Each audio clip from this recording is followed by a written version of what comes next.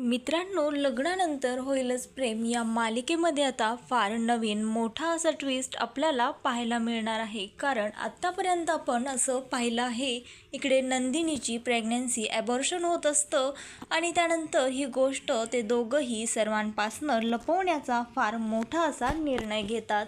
त्यावर नंदिनी जीवाला म्हणत असते, जीवा खरं तर मला कळत नाही आहे की मी हा डिसिजन घेत आहे कशासाठी. त्यावर जीवा म्हणतो, तू एवढा विचार करू नकोस, आता जी गोष्ट झाली आहे ती झाली आहे, पण खरं तर तुझा निर्णय काहीही असू देत, मी कायमच तुझ्यासोबत असेल, असं जीवा तिला सांगत असतो. जीवा नंदिनीला समजावण्याचा पुरेपूर प्रयत्न करत असतो, पण नंदिनीला कुठेतरी समजावत असताना मात्र जीवा स्वतः खचून जात असतो. मनातनं तो तुटलेला असतो, कारण त्याला बाळ फारच आवडत असतं आणि त्याने तर बाळासाठी आधीच फार गोष्टी देखील आणून ठेवलेल्या असतात. आणि तेवढ्यातच आणि जीवा दोघं जण बोलत असताना मानिनीची एंट्री होते.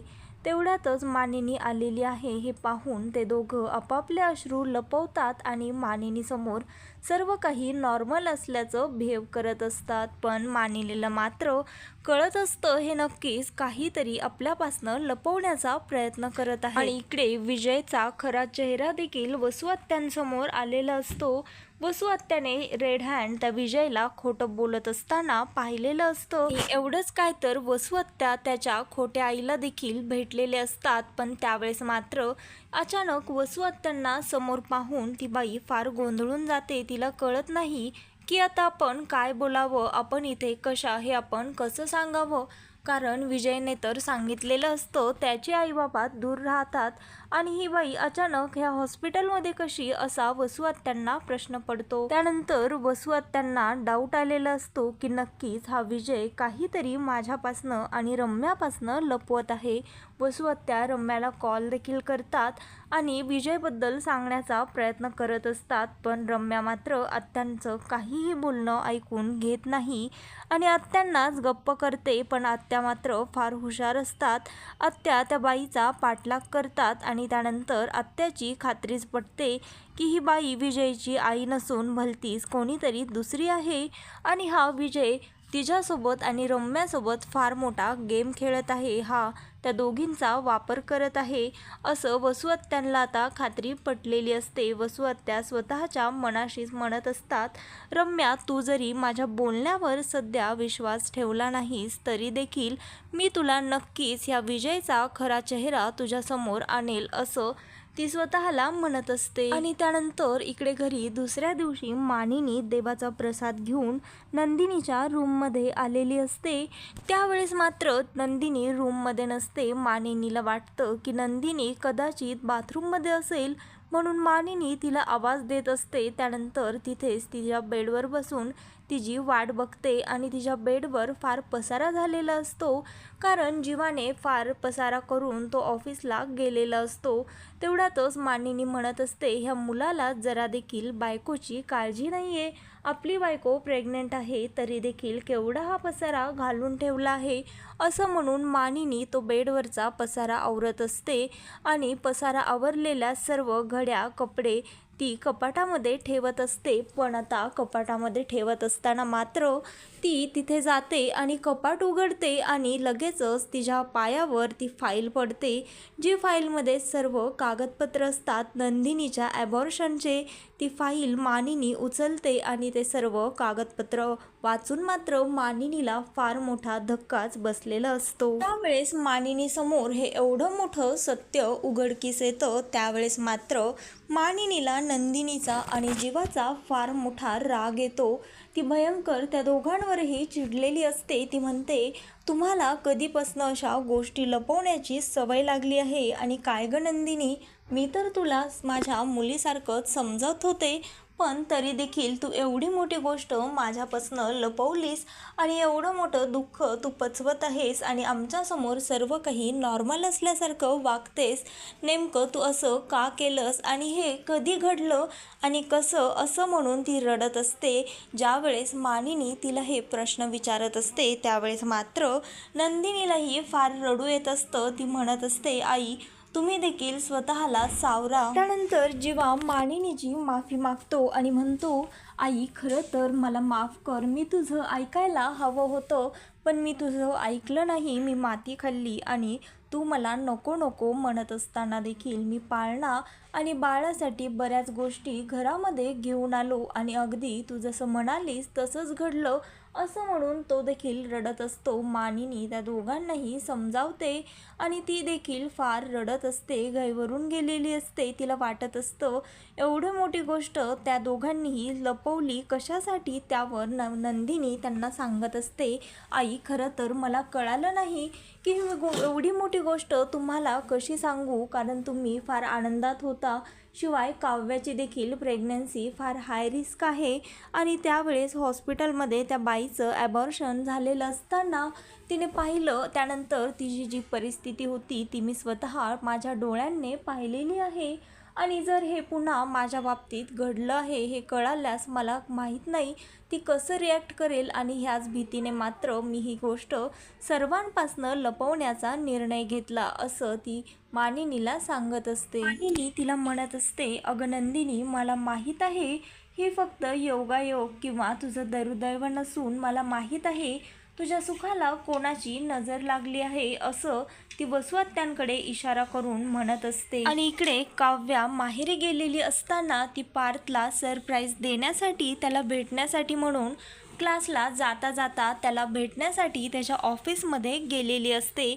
आणि ज्या वेळेस काव्या त्याच्या ऑफिसमध्ये जाते, त्याच्या केबिनमध्ये ती एंटर करते, त्यावेळेस मात्र पार्थ आणि त्याची ती नवीन कलीग हे दोघंजणही एकत्र टिफिन खात असतात आणि हसत असतात, एकमेकांना टाळ्या देखील देत असतात.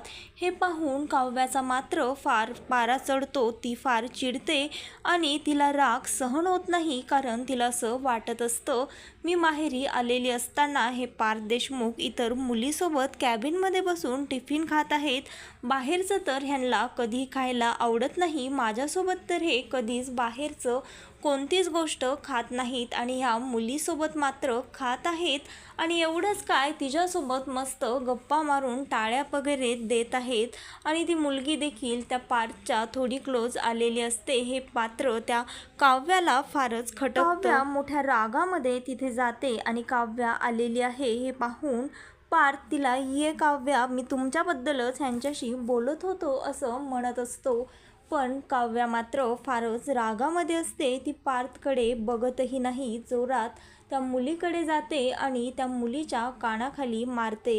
हे करत असताना मात्र पार्थ तिला काव्याला अडवत असतो, पण काव्या पार्थचा हात देखील झिडकारते आणि त्या मुलीच्या मोठ्या रागामध्ये कानाखाली मारते. हे काव्याचं बिहेवियर पार्थला जरा देखील आवडत नाही. पार्थ काव्यावरच फार रागवतो की काव्या, बिहेव युअर सेल्फ, तुम्ही हे काय करत आहात आणि तुम्ही असं का वागलात. जाब पार्थ काव्याला विचारतो, पण काव्याला मात्र आणखीनच राग येतो. तिला असं वाटत असतं पार्थ एवढं सर्व होऊन देखील ह्यांना माझा राग, माझी चिडचिड दिसत नाहीये, हे तर आणखीनही त्या मुलीचीच बाजू घेत आहेत, असा गैरसमज काव्याचा पार्थबद्दल होतो आणि काव्या तिथनं मोठ्या रागामध्ये निघून जाते. त्यानंतर पार्थ देखील रागामध्ये घरी निघून जातो आणि त्यानंतर मानिनीला मात्र कळतं नक्कीच पार्थचं काहीतरी बिनसलेलं आहे.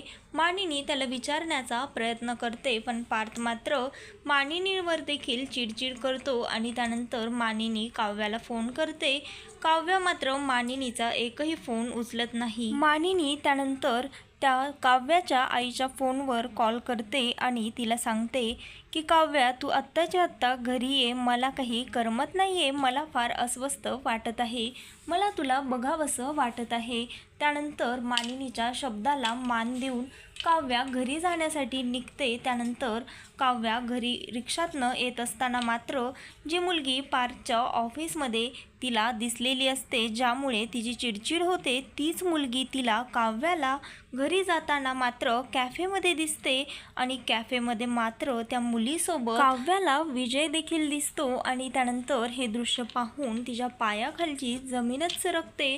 त्यानंतर ती घरी जाते. पार्थला ह्याबद्दल सांगण्याचा प्रयत्न देखील करत असते, कारण विजयवर आधीच घरच्या सर्वांना डाऊट असतो आणि हीच गोष्ट ती त्याला सांगत असते. पण पार्थला मात्र काव्याच्या बिहेवियरचा राग आलेला असतो, त्यामुळे तो काव्याला बोलत नसतो. पण काव्या मात्र त्याची माफी मागत असते आणि त्याला म्हणत असते, मला तुम्हाला फार मोठी महत्त्वाची गोष्ट सांगायची आहे. पण पार्थ मात्र तिला काहीही तिचं ऐकायला तयार नसतो. तो म्हणत असतो, मला ऑफिसमध्ये झालेल्या गोष्टीबद्दल आणि काहीही बोलायचं नाहीये काव्या, प्लीज, असं म्हणून तो तिथनं निघून जातो. आणि इकडे ज्यावेळेस नंदिनीचा ॲक्सिडेंट झालेला असतो तो व्हिडिओ जीवानंदिनी ह्या पेजवर फार व्हायरल होत असतो आणि त्यानंतर तो व्हायरल व्हिडिओ जीवापर्यंत देखील येऊन पोहोचतो. जीवा तो व्हिडिओ पाहतच असतो.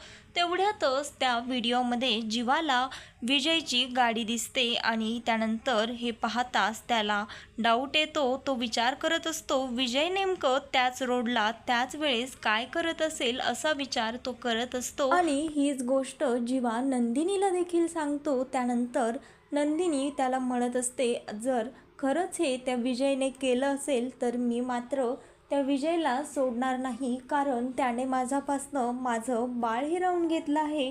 मला वाटलं नव्हतं की विजय एवढ्या खालच्या थराला जाईल असं तिने जीवाला सांगत असते. त्यानंतर लगेचच जीवानंदिनी हे दोघंही विजयकडे जातात आणि विजयला घडलेला प्रकार सांगतात आणि त्याला धमकावतात. त्याला म्हणतात, आता मी या प्रकरणाच्या मुळाशी नक्कीच जाणार आहे आणि लक्षात ठेव विजय, जर ह्यामध्ये तुझा जरा देखील हात असेल तर मी मात्र तुला जिवंत सोडणार नाही, असं जीवा त्याला म्हणत असतो. त्याच्या अंगावरती धावून जात असतो. पण नंदिनी मात्र जीवाला म्हणते, जीवा सावरा स्वतःला, जर आपल्या बाळाला आपल्यापासनं हिरावून घेण्यामध्ये खरंच या विजयचा हात असेल तर मात्र आता माझ्यापासनं ह्या विजयला देवसुद्धा वाचवू शकणार नाही, असं ती नंदिनी जीवाला सांगत असते. तर मग आता मित्रांनो, पुढे काय होणार आहे, नेमकं कोणता मोठा असा खुलासा होणार आहे? खरंच वसू आत्या विजयचा खरा चेहरा रम्यापर्यंत आणू शकेल का?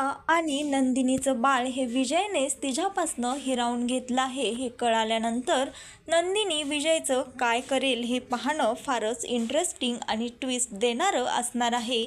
तर असेच नवनवीन लेटेस्ट एपिसोड पाहण्यासाठी आत्ता चॅनलला लाईक, शेअर आणि सबस्क्राईब मात्र नक्की करा. व्हिडिओ आवडलेला असल्यास व्हिडिओला कमेंट देखील करा.